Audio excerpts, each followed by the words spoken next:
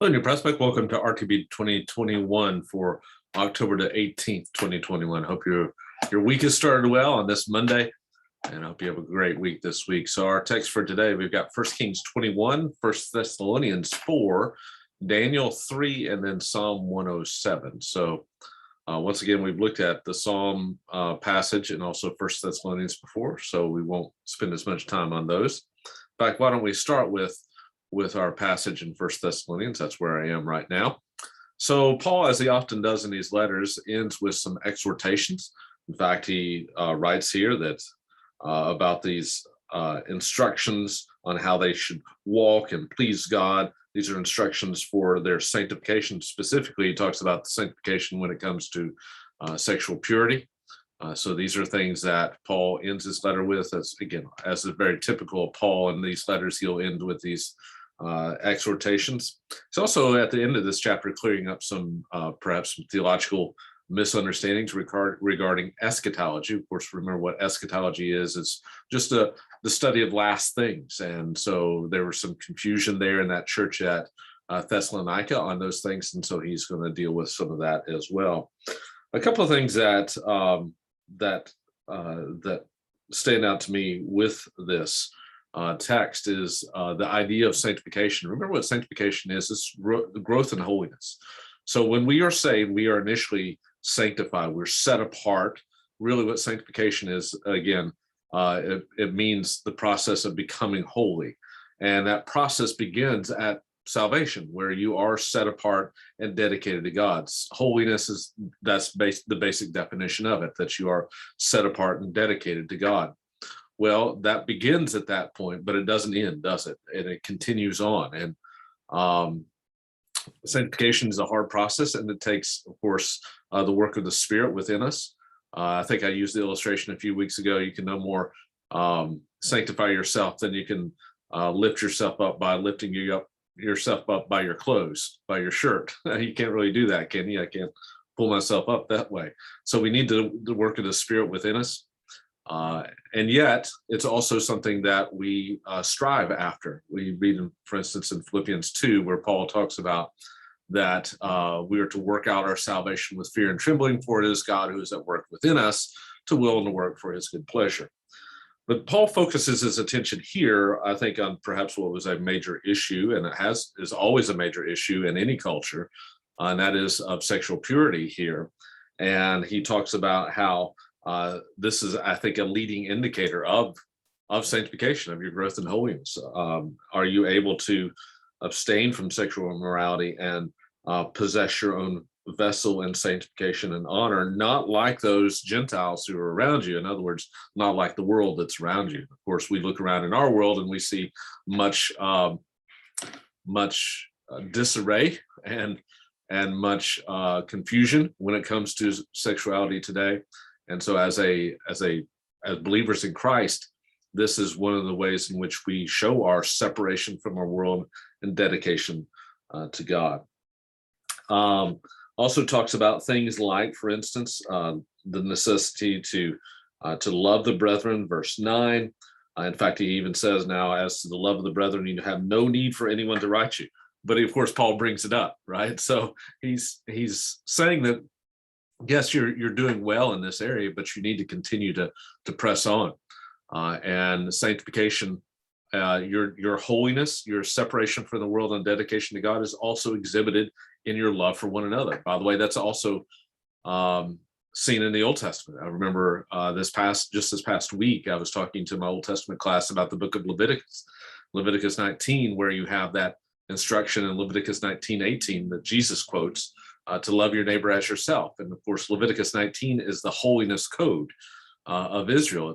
It was a code, not just Leviticus 19, but Leviticus 17 through 22, which is describing to the Israelites, well, how are you to live holy lives before God in this covenant relationship? And one of the primary ways was loving your neighbor. Same thing here.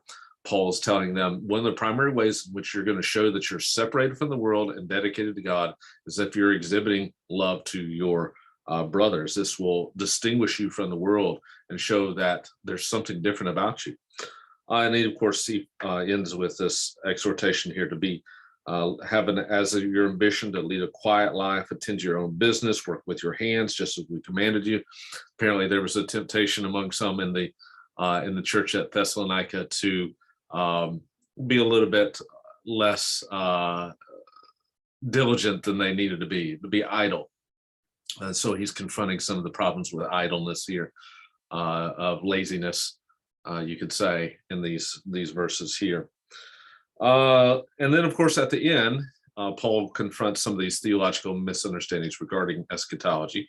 And he says, we do not want you to be uninformed about those who are asleep or those who are dead, so that you will not grieve as the rest who have no hope. The implication is there that we do have hope, right? Those who die without Christ have none, but we who have Christ, we who have expressed belief in him, have hope. And the reason is, the ground of it is, in verse 14, here's the reason, for if you believe that Jesus died and rose again, even so God will bring with him those who have fallen asleep in Jesus. So the promise, the hope that we have is in the resurrection ultimately. It's the resurrection that was grounded in what Jesus himself experienced as the first fruits. And we, of course, are looking forward to that same thing. Therefore, Paul says, since we have that hope, we can comfort one another, that we will always be with the Lord in the resurrection ultimately. So great text here to meditate on and think about in 1 Thessalonians. Let's move on to, we'll go over to 1 Kings. 1 Kings 21 is the famous story of King Ahab with Naboth and Jezebel, of course, Ahab's wife, coming into play here as well. And it begins with Ahab coveting Naboth's vineyard. So Naboth is this Jezreelite who had this beautiful vineyard that Ahab begins to covet, and he goes back and tries to buy it from him. Naboth won't buy it from him. It's a family vineyard. He's not going to give it up. So Ahab goes and pouts, and then Jezebel comes and takes things into her own hands, falsely accuses Naboth of being of cursing the king and God. Naboth ends up being stoned by those worthless fellows that have been employed by Jezebel to falsely accuse him. And after he is killed, then Ahab's able to take possession of this. Then Elijah goes and confronts him and says, because you've done this, dogs are going to be licking up your blood, just the way they did with Naboth, and same thing with Jezebel. Ahab ends up confessing and putting on sackcloth and ashes, although notice in verse 27, it doesn't say anything about necessarily confessing to God himself. He just says that he hears these words and tears his clothes and fasted, and then goes about despondently. So he's pouting again. But God has mercy on him, and because he humbles himself, he is able to ultimately be restored to a certain extent, and God won't bring evil on his house during his days, but in his son's days. And what are we to make of all this? Well, a couple of things. Number one, you see, I think this becomes, of course, remember why, I think we talked about this a few days ago, that here's Ahab, who becomes kind of exhibit A of the problems of the kingship in Israel. And so this is one of the reasons why he's highlighted, I think, is to show, because again, historically speaking, he's not that significant of a king, but in terms of exhibiting everything that's wrong with Israel, this is the guy. So Ahab is a guy who, obviously engages in idolatry. We saw that in the previous chapter. This chapter, we see, I think, one of the main problems of the kingship in Israel is that these kings are ultimately taking advantage of the people, right? They are, if they see something they covet among the people, they take it for themselves. You read, for instance, in Micah, which is about 100 years after Ahab, 100 years or so after Ahab, that Micah comes along and is prophesying in the southern kingdom, some similar things going on there. And Micah talks about the shepherds of Israel, the leaders of Israel, who are going along and actually flaying the flesh off the people and consuming their flesh. Well, not talking about a literal consuming of their flesh, but he's talking about what the kings and the nobles are doing to the common people. They're taking full advantage of them. And because of this, ultimately, they are making the entire nation to sin. Look at verse 22. This is not just Ahab's sin, right? Because remember that Ahab is representative for the entire people. As the king goes, so go the people. Ahab sins. Ahab's engaging in this covetousness, and the entire nation suffers because of it. And so I think here Ahab is again exhibiting for the Israelites. And remember what the purpose of First Kings and Second Kings, what that purpose is ultimately to show how do we get here in exile. Here's Exhibit A.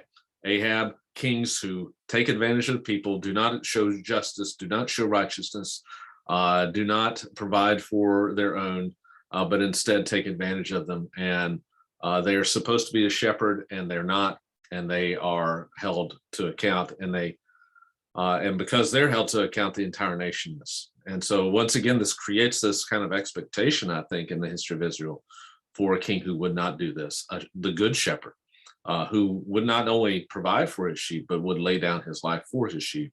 John 10, 1 Kings chapter 21.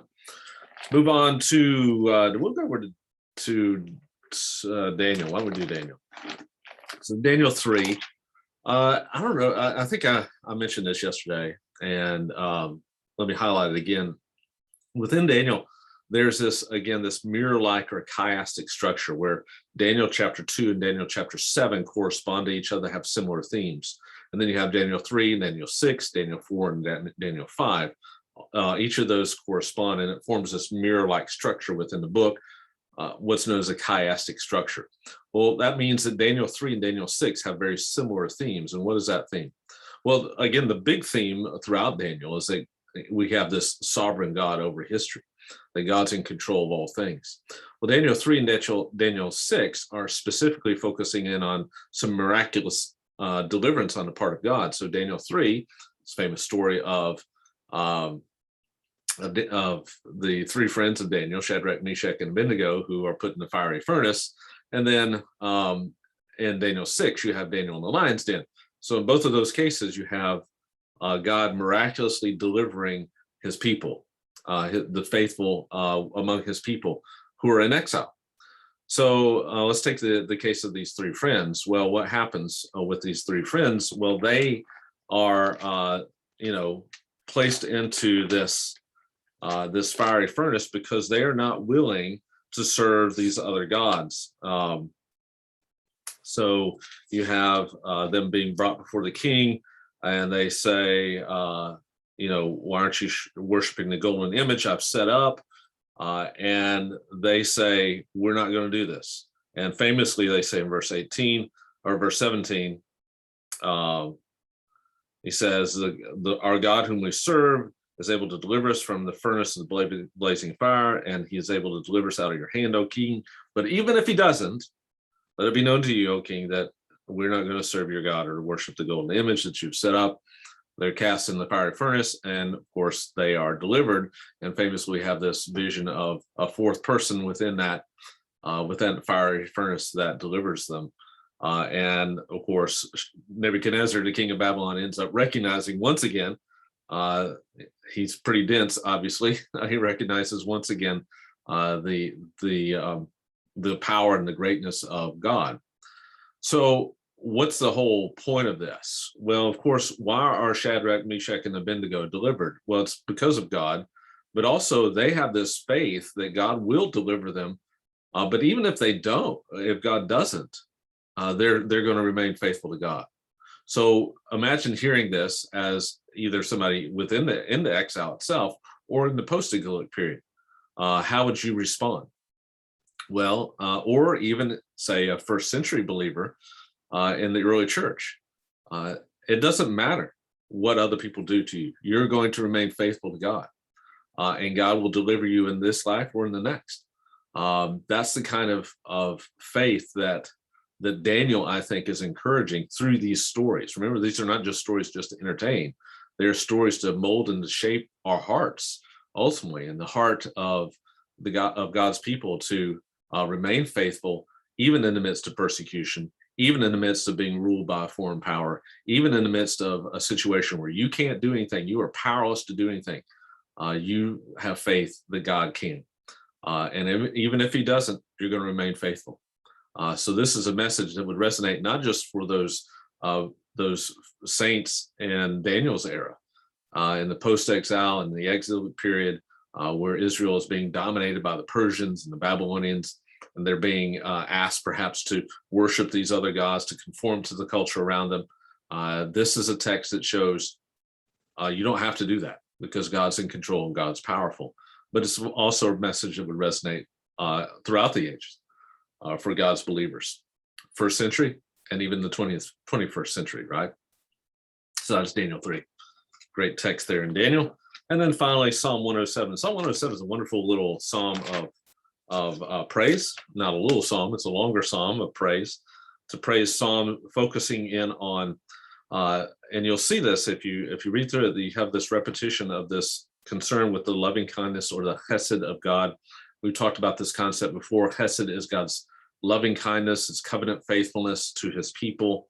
And look at verse 43. By the way, this is the first psalm within book 5 of the Psalter, which is heavily focused on the praise of God.